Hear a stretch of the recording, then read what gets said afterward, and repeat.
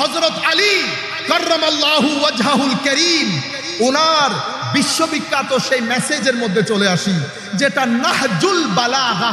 নাহজুল এটা কাদের কিতাব? শিয়া হাজারাতদের কিতাব। এটা ওনারা পড়ান, এটা ওনাদের বুখারী শরীফ, ওনাদের বুখারী শরীফ। সেই নাহজুল বালাগার 117 বা 18 নম্বর হেকমা, আমি ভুলে গেছি, অনেকদিন আগে পড়েছি।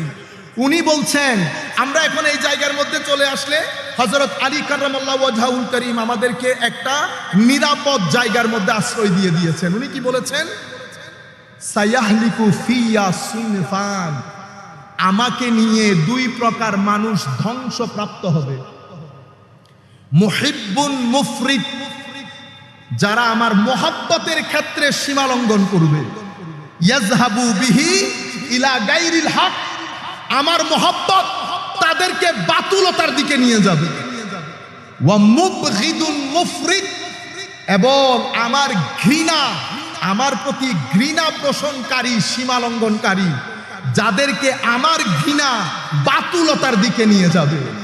মহব্বত যখন বাতুলতার রূপ ধারণ করে তাদেরকে আমরা শিয়া বলি। তাদের সাথে আমাদের আকীদার দূর দূর পর্যন্ত কোনো সম্পর্ক নাই। যারা আমি তো খুব কাছ থেকে দেখেছি ইংল্যান্ডে, আমাদেরকে তো একসাথে ইন্টারফেইথ ফোরামের মধ্যে কাজ করতে হয়, ইন্টারফেইথ ফোরামের মধ্যে কাজ করতে হয় সব ধর্মের লোকের সাথে, খ্রিস্টান, ইহুদি,